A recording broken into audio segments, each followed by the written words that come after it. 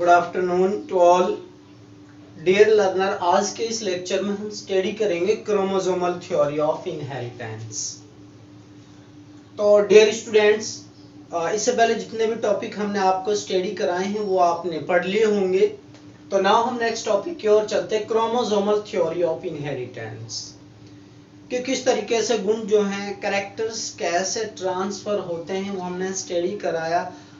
लेकिन इसमें एक क्रोमोसोम, जीन, डीएनए ये वर्ड्स यूज होते हैं, इनके बारे में आपको हम उस रेस्पेक्ट से क्रोमोसोम को हम स्टडी कराएंगे। ये थ्योरी क्या कहती है, हम इस थ्योरी को पढ़ेंगे। ये थ्योरी क्या कहती है, देखिए ये थ्योरी कैरेक्टर्स कैसे ट्रांसफर होते हैं, किस चीज में ट्रांसफर होते हैं, कौन सी यूनिट है, कौन सा फैक्टर है जो गुणों को ट्रांसफर करता है, उसके बारे में ये थ्योरी है।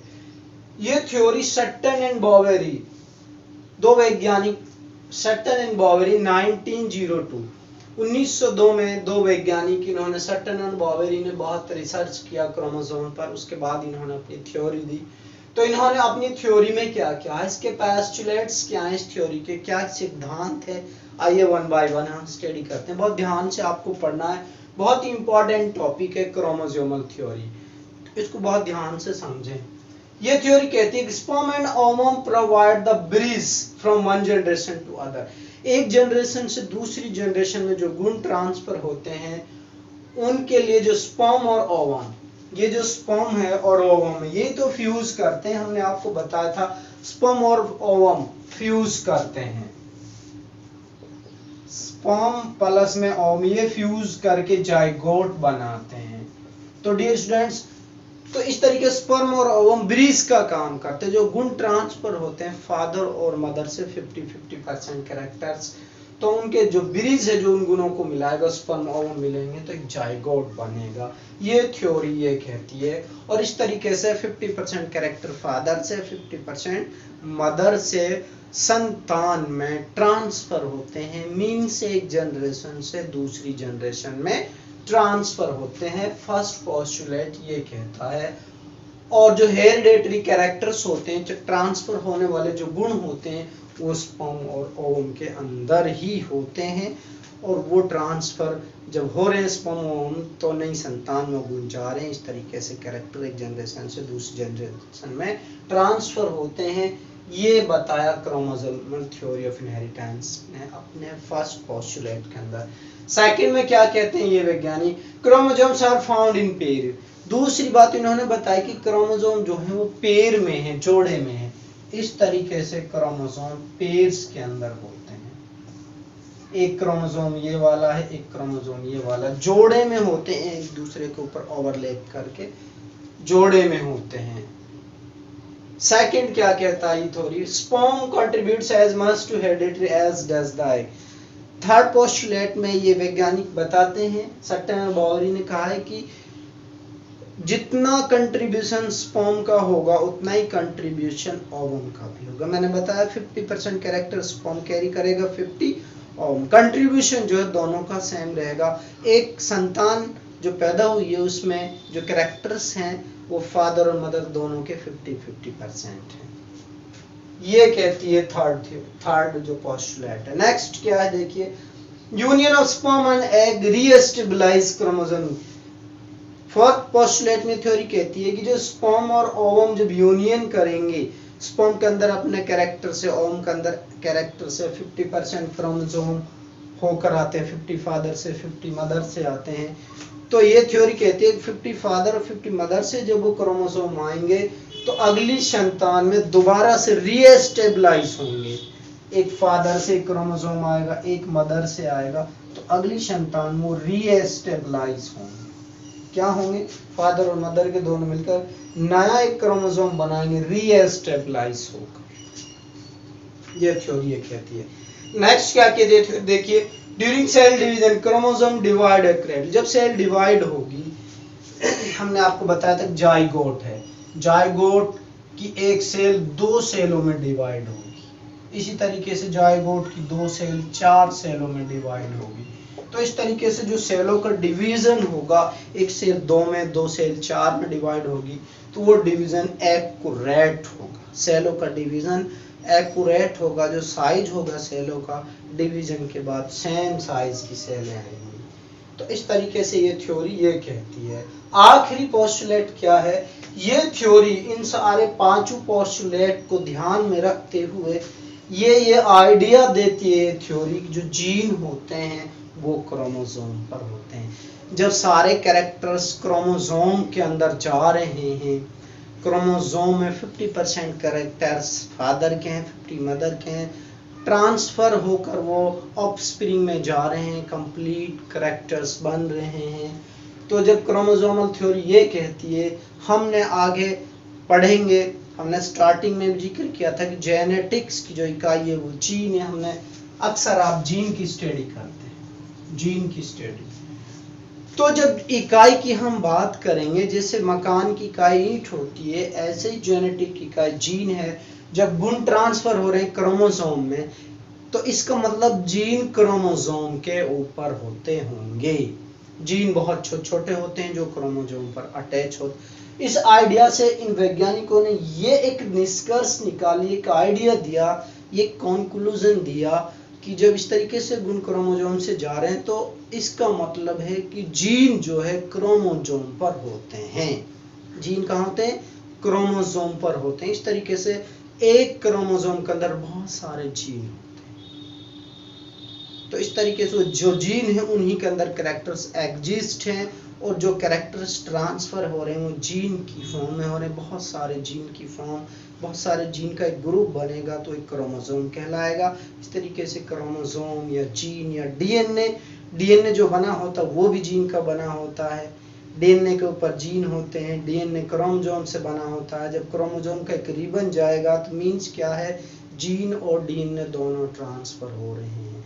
तो इस तरीके से जो कैरेक्टर्स हैं, जो गुण जिसमें एग्जिस्ट है वो जीन है। हम क्रोमोसोम भी कह सकते हैं, डीएनए भी कह सकते हैं।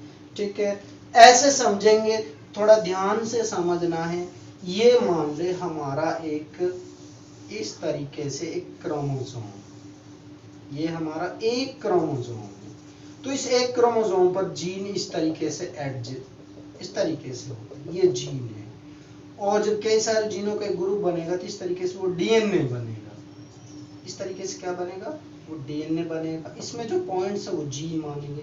तो इस तरीके से हम कहेंगे क्रोमोसोम में गुण होते हैं, ट्रांसफर होते हैं, या जीन में सबसे छोटी इकाई, या डीएनए उससे बड़ी इकाई। तो कहने का मीन एक ही है। इस तरीके से क्रोमोसोम की फॉर्म में गुण ट्रांसफर होते हैं और क्रोमोसोम पर जीन होते हैं। तो डियर स्टूडेंट्स, ये क्रोमोसोमल थ्योरी ऑफ इनहेरिटेंस आपको समझ में आ गई होगी।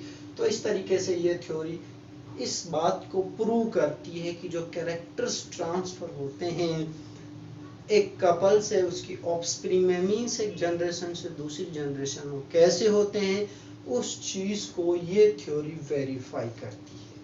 तो ये टॉपिक आपका कंप्लीट है। नेक्स्ट हम नेक्स्ट टॉपिक पर बढ़ेंगे।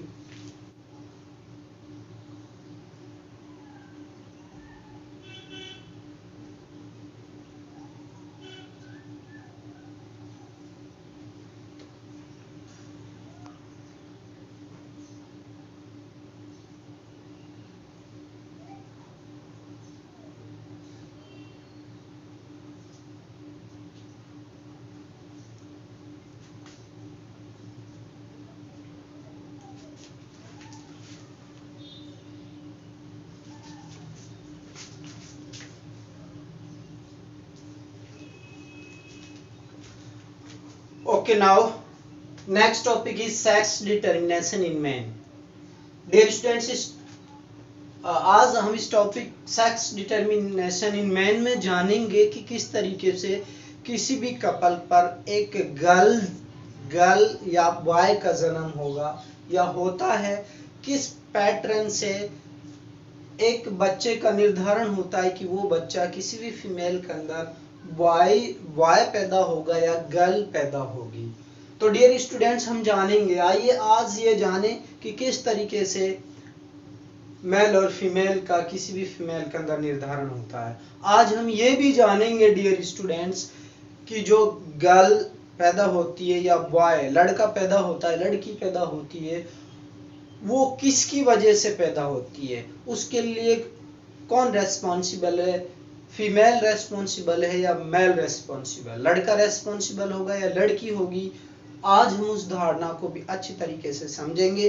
पहले हम आपके कॉन्सेप्ट क्लियर करेंगे, उसके बाद में आपको समझ में आ जाएगा। तो डियर स्टूडेंट, जैसा कि आप जानते हैं, आपने 9th क्लास में भी पढ़ा होगा, एक बार मैं रिवाइज कर देता हूं। मैन या वीमेन के अंदर, दोनों के अंदर 46 क्रोमोसोम होते हैं। कितने क्रोमोसोम होते हैं?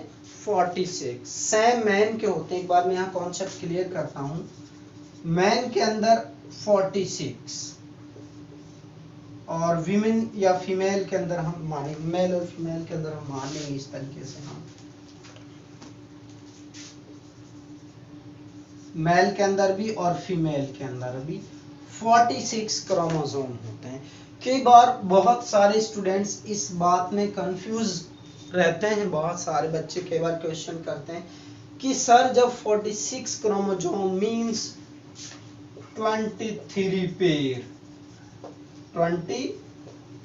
पेयर, जब 23 जोड़े होते हैं, 46 गुणसूत्र होते हैं, और हम बताते हैं कि मेल में XY और फीमेल में XX होता है, तो फिर उस समय ये 44 गुणसूत्र कहाँ चले जाते हैं?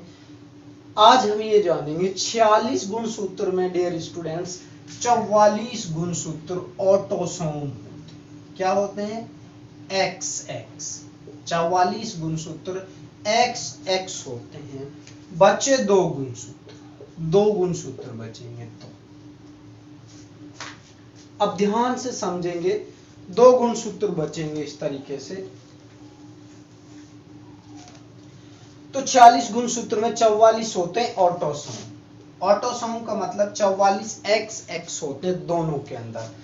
तो बचे कितने? 2 क्रोमोसोम बचे। ये 2 जो बचे, मेल के अंदर क्या है, आखिरी जो क्रोमोसोम होता है, एक X होता है, एक Y होता है। इसी तरीके से इसमें आखिरी क्रोमोसोम X और X होते हैं।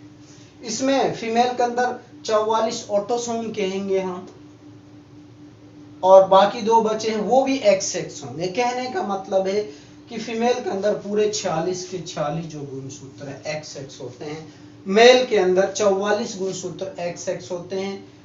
22 जोड़े, 44 का मतलब क्या है? 22 जोड़े। क्रोमोसोम गुणसूत्र जोड़ों में होते हैं, आपको बता देते हैं। ऐसे यहाँ जो 22 जोड़े होंगे वो XX में होंगे, ये भी XX में। आखिरी जो 23 में जोड़ा होगा वो फीमेल का तो XX ही होगा, लेकिन मेल का XY होगा आखिरी जोड़ा। जो आखिरी जोड़ा होता है वो सेक्स डिटरमाइनर होता है, वो सेक्स का निर्धारण करने वाला फैक्टर होता है। तो जो आखिरी जोड़ा होता है, जब ये तो ऑटोसोम हो गए 44, आखिरी जो जोड़े हैं वो ऑटोसोम नहीं है, ठीक है।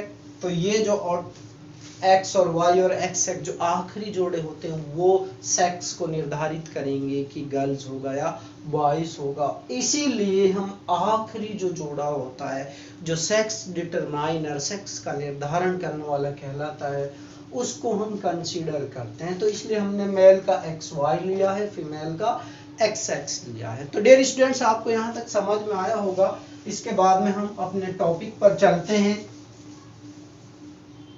देखिए क्या होता है।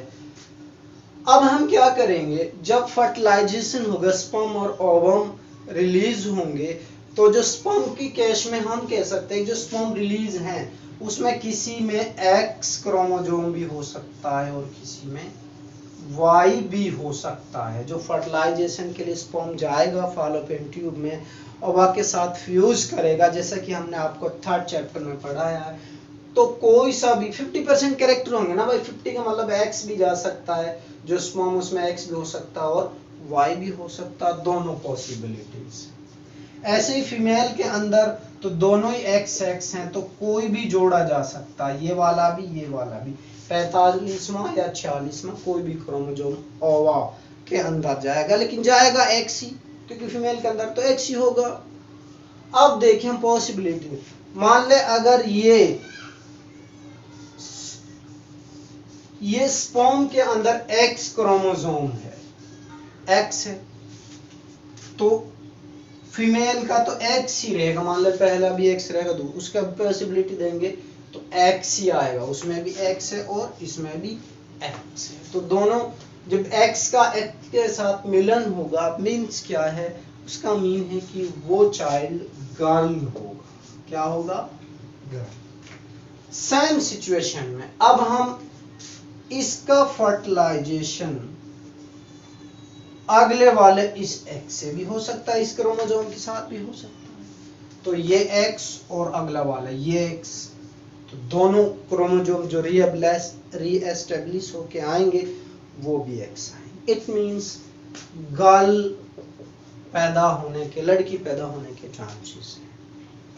अब हम अगले क्रोमोसोम की बात करेंगे। मान ले और स्पर्म के अंदर, शुक्राणु के अंदर स्पर्म के अंदर Y क्रोमोसोम भी हो सकता है, और इसमें पहले इससे देखेंगे, इसके साथ भी फ्यूजन कर सकता है, इस X वाले के साथ। तो X और Y बाद में लिखते हैं। तो ये चांसेस बनेगा XY का, इसका अगर मान स्पर्म के अंदर ये है तो इसके साथ मिलेगा तो X ही आएगा इसमें, तो XY। तो XY का मतलब बॉय पैदा होगा। XY का मतलब क्या? बॉय पैदा होगा ये क्रोमोसोम जिसमें। अब ये Y इस जो O आएगा उसमें ये X भी हो सकता है, तो XY इसमें भी बॉय है। XY का मतलब बॉय। तो इस तरीके से हमने देखा कि 50% चांस गर्ल्स पैदा होने के हैं और 50% चांस बॉयज के पैदा होने के। तो डियर स्टूडेंट्स, इस तरीके से हम कह सकते हैं कि नेचर के अंदर गर्ल्स का और बॉयज का पैदा होने का एक बैलेंस है, नेचुरली एक बैलेंस है। वो बाद में कहीं डिफरेंशिएट कर रहा है, कहीं इस तरीके से डेविएट कर रहा है, वो एक अलग इशू है। तो इस तरीके से नेचर में हम देखेंगे गर्ल्स और बॉयज के पैदा होने के चांसेस 50-50% है। आखिरी जो जोड़ा होगा मेल और फीमेल को सेक्स डिटरमाइनिंग, सेक्स को निर्धारण करने वाला होता है, उनमें एक्स मेल में XY और फीमेल में XX। स्पर्म में ये भी गुणसूत्र हो सकता है जो फर्टिलाइज करेगा ओवा के साथ, हमने बताया एग प्लस में ओवम, ठीक है, जाइगोट बनेगा। तो इस तरीके से इस ओवा के अंदर, एग के अंदर ये X भी हो सकता है और ये भी। ऐसे ही स्पर्म की बात करेंगे हम, शुक्राणु स्पर्म के अंदर ये X भी हो सकता है, ये भी, ठीक है। फ्यूज करेगा ओवा के साथ तो X ही रहेगा चाहे कोई भी है, ठीक है। पहले इसके साथ देखेंगे चांसेस, इस X का इसके साथ और इस X का इसके साथ, तो XX, इस Y का इस X के साथ तो XY, इस X का इस Y का इस X के साथ तो XY। तो इस तरीके से बॉयज या गर्ल्स पैदा होने के 50-50% चांसेस हैं। इस तरीके से सेक्स का निर्धारण होता है, एक बच्चे का निर्धारण होता है, वो बॉयज है या गर्ल्स है। अब यहाँ क्वेश्चन अराइज होता है कि who is responsible for reproducing girls और बॉयज।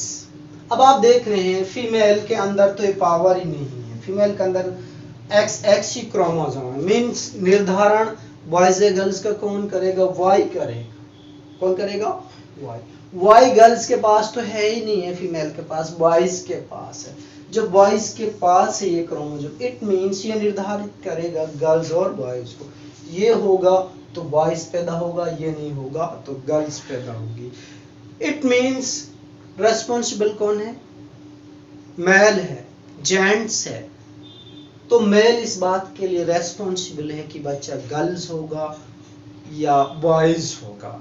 तो हमारे समाज में कलंक लगाते हैं, ब्लेम करते हैं कि ये फीमेल गर्ल्स को पैदा करती है, ये ऐसी है। नो, फीमेल का इसमें कोई कसूर नहीं है, इसके लिए मेल रेस्पॉन्सिबल है। तो डियर स्टूडेंट्स, आपका टॉपिक अच्छे से समझ में आया होगा।